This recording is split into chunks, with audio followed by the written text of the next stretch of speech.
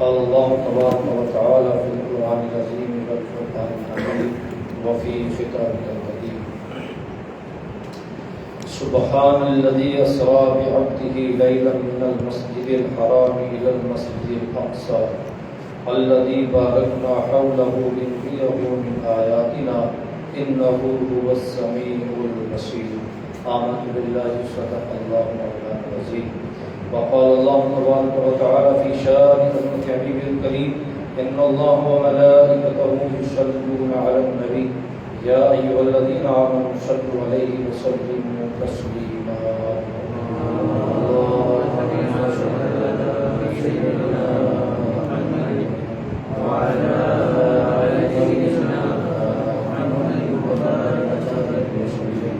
صلوا عليه صلاة وسلام عليك يا سيدي يا سيدي يا سيدي يا مكي يا مدني يا مطلبي يا فرشي يا هاشمي يا رسول الله صلى الله تعالى عليه وعلى آله وصحبه وبارك وسلم مولاي صل وسلم دائما أبدا على حبيبك خير الخلق كلهم محمد سيد الكونين والثقلين والفريقين من عرب ومن عجم يا أكرم الخلق ما لمن ألف به سواك عند حلول الحادث العمم يا رب بالمصطفى بلغ مقاصدنا واغفر لنا ما مضى يا واسع الكرم هو الحبيب الذي ترجى شفاعته لكل حول من الأحباب المقتحم ثم الرضا عن أبي بكر وعمر وعن علي وعن عثمان ذي الكرم كلهم من رسول الله ملتمس أو غرفا من البحر أو رشفا من الديم محمد ذكره روح لأنفسنا محمد شكره فرز على الأمم محمد قائم بالله ذو الأمم محمد خاتم للرسل كلهم لا يمكن الثناء كما كان حقه بعد خدا بزرگ کوئی قصہ مختصر ہزار بار بشویر دہن نبشت گلاب و نوز نام تو گفتن کمال حدیث اللہ کی سرتا و قدم شان ہے انسان ہی انسان وہ انسان ہے قرآن کو ایمان بتاتا ہے ایمان یہ کہتا ہے میری جان حضرات گرامی ہم اور آپ سب جمعۃ المبارکہ میں اللہ رب العزت کی بارگاہ میں حاضر ہیں اس امید کے ساتھ کہ اللہ پاک ہماری بات کی شرکت کو اپنی بارگاہ میں شرف قبولیت عطا فرمائے اور ہمیں اور آپ کو صحیح معنی میں سجدہ کرنے کی توفیق رفیق فرمائے۔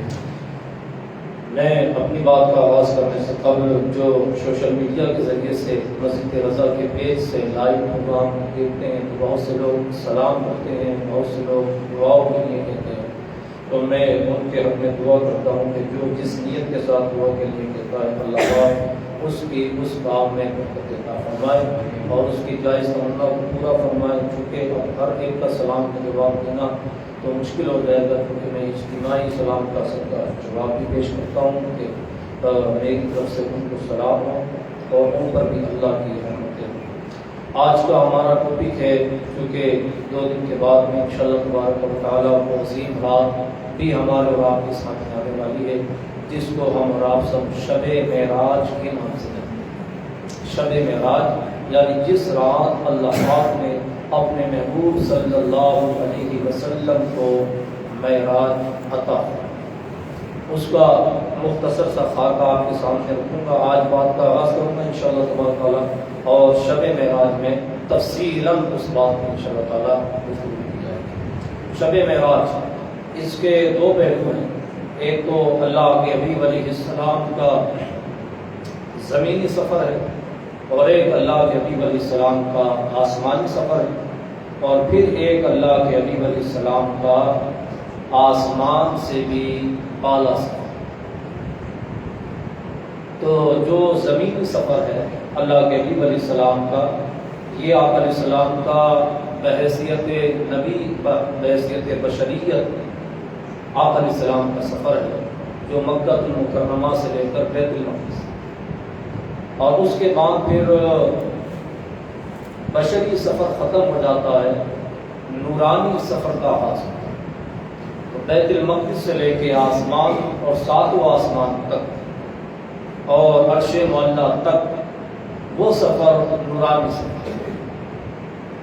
جس کو ہم پہلے سفر کو بشریت محمدی کے نام سے جانتے ہیں، اور دوسرا سفر جو بیت المقدس سے لے کے عرش معلیٰ تک ہے، اس سفر کو ہم اور آپ سب نور محمدی کے نام سے، اور پھر اس سے آگے جو سفر ہے اس سفر کو حقیقت محمدی کے نام سے۔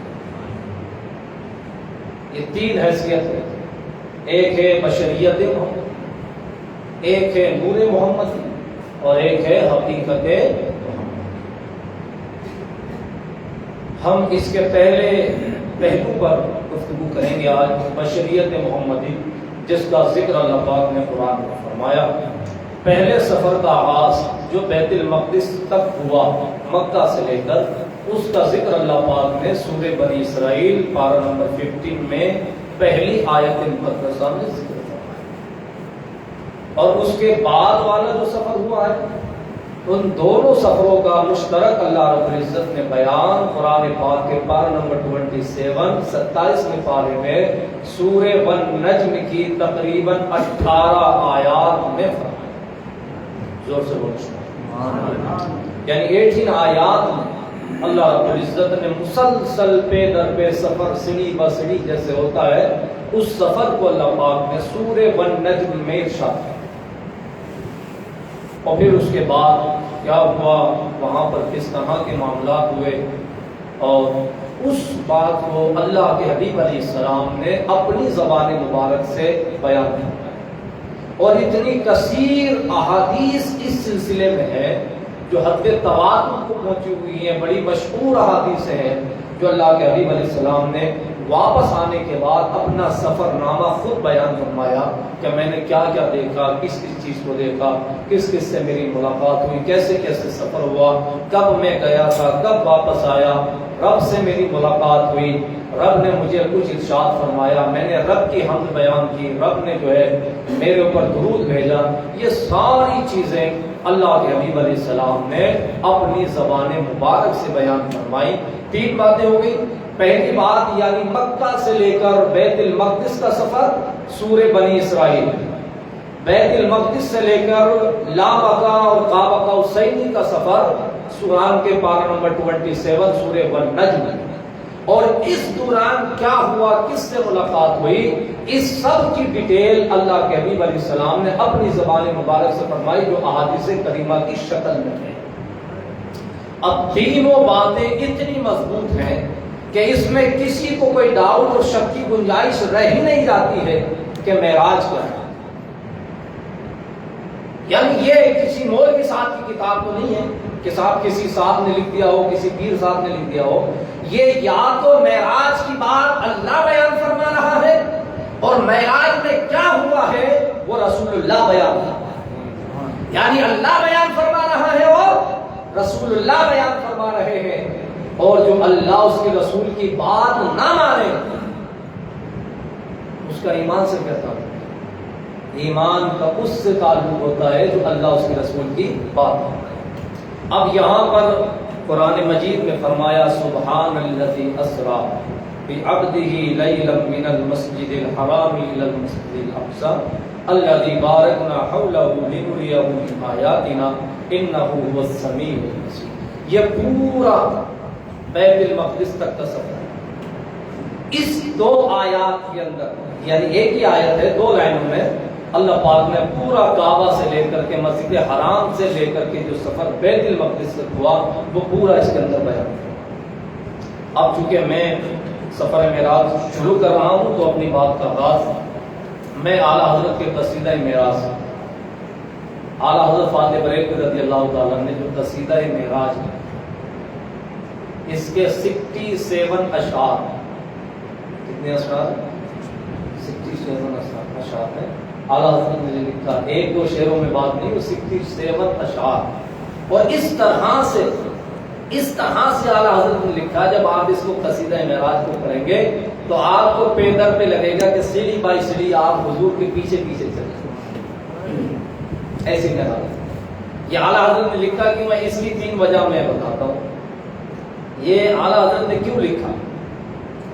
ایک شاعر تھے بریلی شریف میں دو شاعروں کا ذکر ہے، ایک بریلی شریف کے تھے، ایک کہیں باہر کے تھے۔ تو وہ شاعر صاحب نے ایک کلام لکھا تھا معراج کے تعلق سے۔ وہ اعلیٰ حضرت فاضل بریلوی رضی اللہ تعالیٰ کی بارگاہ میں حاضر ہوئے اور انہوں نے کہا کہ حضور میں نے یہ کلام لکھا ہے معراج شریف کے تعلق سے، آپ اسے سن لیں۔ تو اعلیٰ حضرت فاضل بریلوی نے فرمایا کہ ابھی تو وقت نہیں ہے، آپ عصر کی نماز کے بعد آئیں۔ تو عصر کی نماز کے بعد آپ کا کلام سن۔ عصر میں تھوڑا سا فاصلہ تھا ظہر کے بعد کی بات، تو وہ ظہر کے بعد آئے عصر کے قریب۔ تو اعلیٰ حضرت فرمایا اب عصر کا وقت ہونے والا ہے، آپ گھر جائیں، نماز کے بعد عصر یہاں پڑھیں، عصر کے بعد آپ اپنا قصیدہ سنیں۔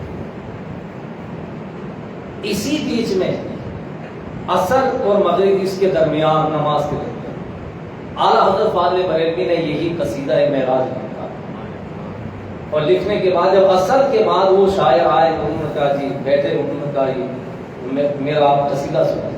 تو اعلیٰ حضرت نے فرمایا فقیر نے بھی آپ کے جانے کے بعد کچھ لکھا ہے، آپ پہلے وہ سنیں۔ تو انہوں نے کہا جی سنائیے۔ تو اعلیٰ حضرت نے فرمایا وہ سرور کشور رسالت جو عرش پر جلوہ گر ہوئے تھے، نئے نرالے طرف کے ساما عرب کے مہمان کے لیے تھے، اللہ اکبر۔ وہاں فلک پر یہاں زمین پر رچی تھی شادی، مچی تھی دھومیں، ادھر سے انوار ہنستے آتے، ادھر سے رفات اٹھ رہے تھے۔ یہی سما تھا کہ پیک رحمت خبر یہ لایا کہ چلیے حضرت تمہاری خاطر کشادہ ہیں وہ جو کلیم پہ بند راستے تھے۔ نئی دلہن کی پھوٹ میں کعبہ، نکھر کے سمرا سبق کے نکھرا، حجر کے صدقے کمر کے ایک دل میں رنگ لاکھوں بناؤ کے تھے۔ اور فرماتے ہیں اعلیٰ حضرت فاضل بریلوی رضی اللہ تعالیٰ نے فرمایا کہ میں نے یہ لکھا ہے، پڑھتے گئے تو وہ صاحب نے اپنی کتاب بند کر کے جیب میں رکھی۔ اعلیٰ حضرت نے فرمایا اب آپ سنائیے آپ نے کیا لکھا ہے؟ تو کہا آپ اس کے بعد کسی قصیدہ معراج سنانے کی ضرورت نہیں۔ یہ اعلیٰ حضرت کا قصیدہ معراج ہے۔ اچھا دوسری بات اور سنیے، اس میں مزے کی بات، وہ دوسرے ایک شاعر تھے، علامہ شاہ تراب الحق رحمۃ اللہ علیہ بیان فرماتے کہ دوسرے ایک شاعر تھے، وہ قصیدہ معراج لکھ کر کے لائے۔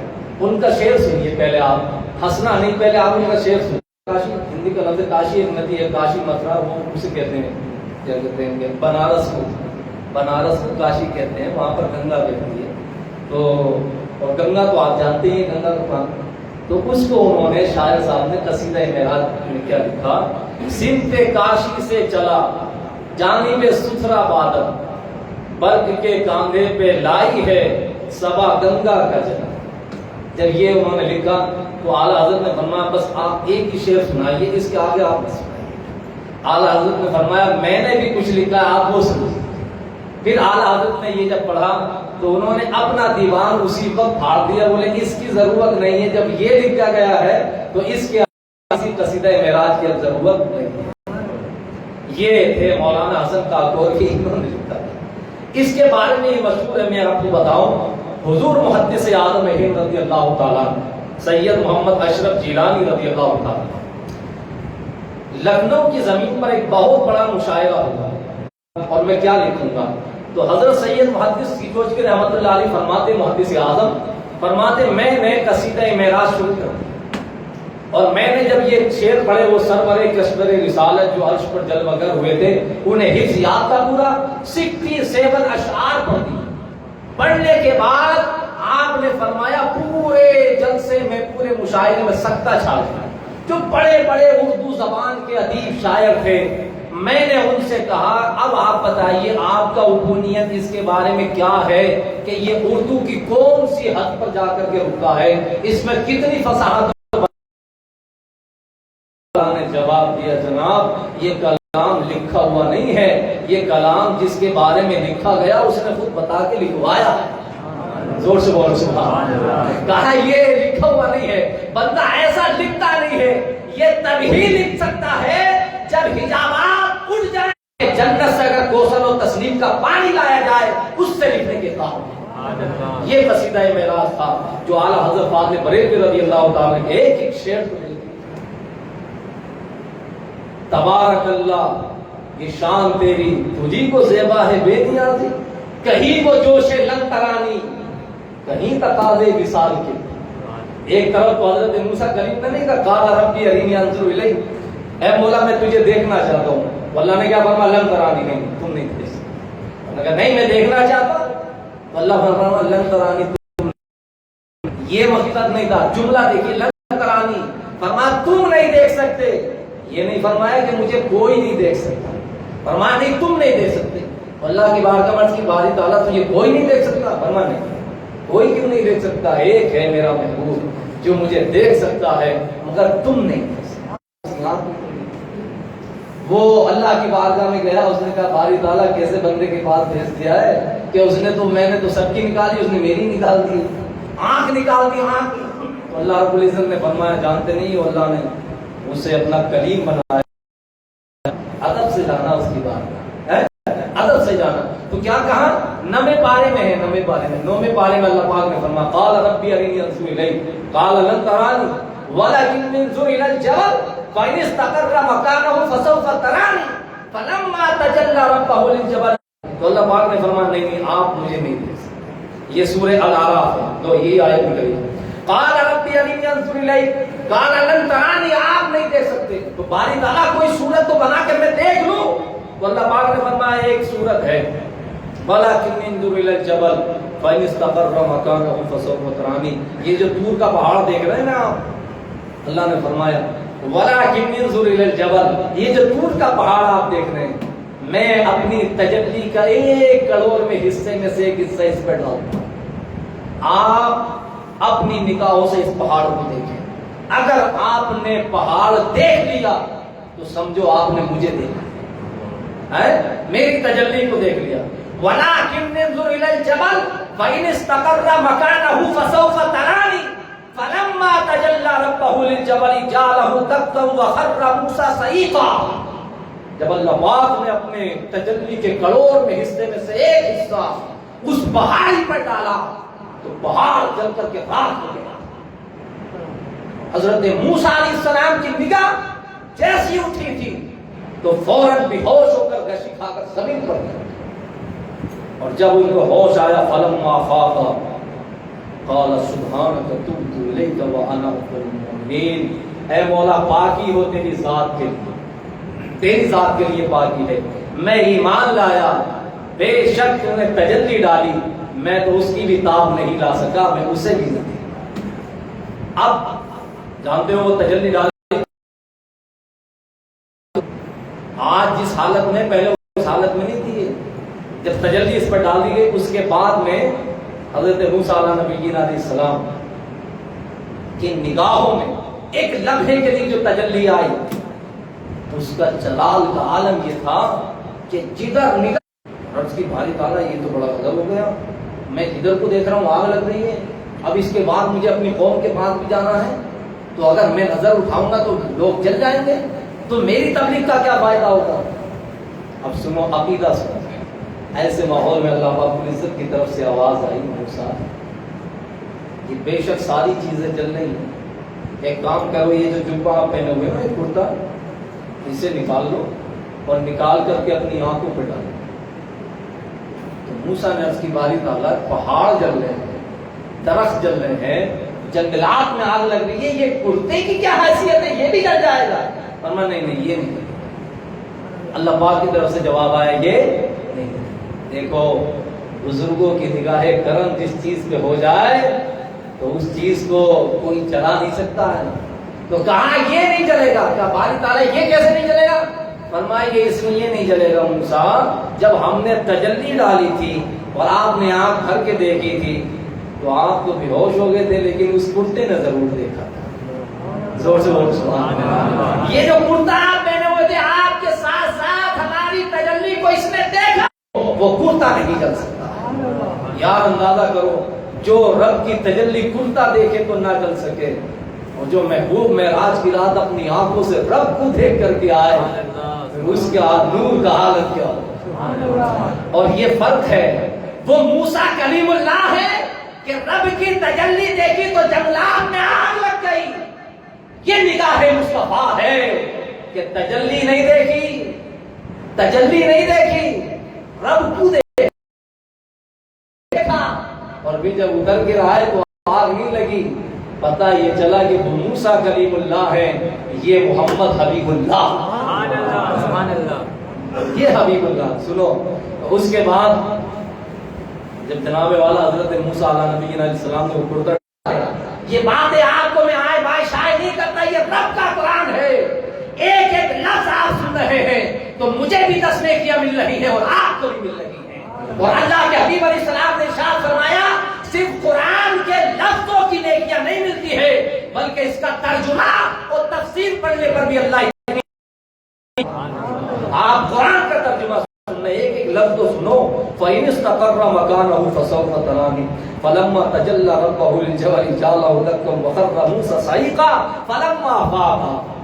جب انہیں سکون ہو گیا تو کیا کہا, پہلا جملہ کیا نکلا, قال برحق ہے, اور اس کو دیکھنے کی طاقت بندے کے اندر نہیں ہے.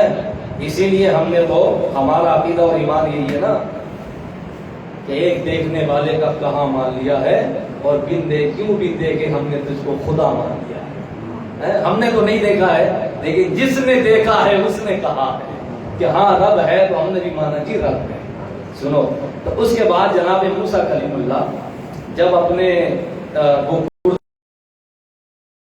پھر آگ نہیں لگی تو آپ اپنے گھر کی طرف جانتے ہو کتنے دن محنت کی تھی, 40 دن تک مسلسل اللہ کی عبادت کی. اللہ کی عبادت کتنے دن, زور سے بولو کتنے دن, 40 دن.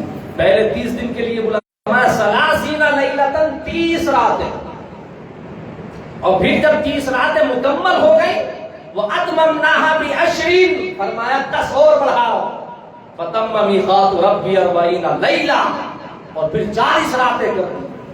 40 راتیں طور پر عبادت کرنے کے بعد یہ جواب ملا تھا.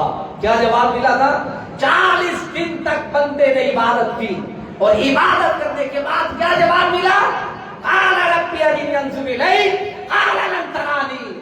بولا 40 دن ہو گئے یہاں روزے رکھتے رکھتے عبادت کرتے ہوئے, اب فرمانا نہیں, فرمانا نہیں تم نہیں دیکھ سکتے. یہ کلیم اللہ ہے جسے طور پہ بلایا جاتا ہے, یہ کلیم اللہ ہے جس سے, یہ موسیٰ کلیم اللہ ہے جن سے 40 راتیں جگایا جاتا ہے, یہ موسیٰ کلیم اللہ ہے جن سے 40 روزے رکھوائے جاتے ہیں, اور یہ محمد حبیب اللہ ہے. روزہ نہیں, نماز نہیں, آؤ بلا کر کے. تو کہا موسیٰ, وہ موسیٰ تھے جو طور پر آئے, حبیب ہیں, پوری جنت کو سجاؤ, پورے آسمانوں کو سجاؤ, اور ایسے نہیں جانا, 70,000 فرشتوں کی جماعت لے کر جانا, ادب سے جانا. محبوب سو رہا ہے, بڑے آرام سے جگانا, کہیں ادب میں خلل واقع نہ ہو جائے ورنہ ملائکہ کے رجسٹر سے نام کاٹ دیا جائے گا. یہ اہتمام ادھر ہے اور وہ اہتمام ادھر تھا. یہ موسیٰ کلیم اللہ ہے اور یہ حبیب اللہ فرماتے چادر اوڑھ کے حضور سو رہے, آرام فرماتے, اور فرما نہیں اکیلے نہیں جانا, سواری بھی لے کر کے جانا. تو براق بھی بھیجا جا رہا ہے, فرشتے بھی بھیجے جا رہے ہیں, اور فرمایا جنت سے تشت بھی لے کر کے جانا, جنت کے برتن بھی لے کر کے جانا. میرے حبیب کو غسل بھی دینا ہے, جنت کا لباس بھی پہنانا ہے, جنت کی خوشبو بھی لگانی ہے, اور جنت کا صحرا سجا کر کے اس سواری پہ بٹھا کر دولہا کی طرح لے کر دیا. زور سے بولو سبحان اللہ. اعلیٰ حضرت نے فرمایا جن کے ماتھے شفاعت کا صحرا رہا, اس جبین صفا سماعت پہ لاکھوں سلام. شب اسرا کے نبی اسرا شب معراج کے وہ دولہا ہے, اور نوشہ بزم جنت بھی ہے. یعنی جنت کے اندر جب جمع کر دیا جائے گا تو پوچھا جائے گا سارے باراتی ہیں جنت میں, تو اس جنت کے براتیوں کا دولہا کون ہے, تو دولہا بنا کر اس وقت مصطفیٰ کو پیش کیا. سنو, اس کے بعد جناب والا یہ موسیٰ کلیم اللہ ہیں اور یہ محمد حبیب اللہ ہیں, آرام سے سو رہے ہیں. پھر فرمایا جی انہیں آرام سے جگانا. تو جانتے ہو جبریل نے کیسے جگایا تھا ان کو, کیسے جگایا تھا, آواز دی تھی کہ اٹھیے رب بلا رہا, نہیں. تو کہا باری تعالیٰ تیرا محبوب تو سو رہا ہے, پھر کیسے جگاؤں. فرمایا نہیں, آواز نہیں دینا. ہاں کیا فرمایا, آواز نہیں دینا, یہ کرے آواز. ہاں اس کا بھی قرآن میں ذکر ہے نا, سورہ الحجرات میں پارہ نمبر 26 میں ہے. ان الذین ینادونک من وراء الحجرات، ارے تم لوگ میرے بارے میں میرے حق میں دعا کیا کرو، میں تمہیں قرآن سنا رہا ہوں.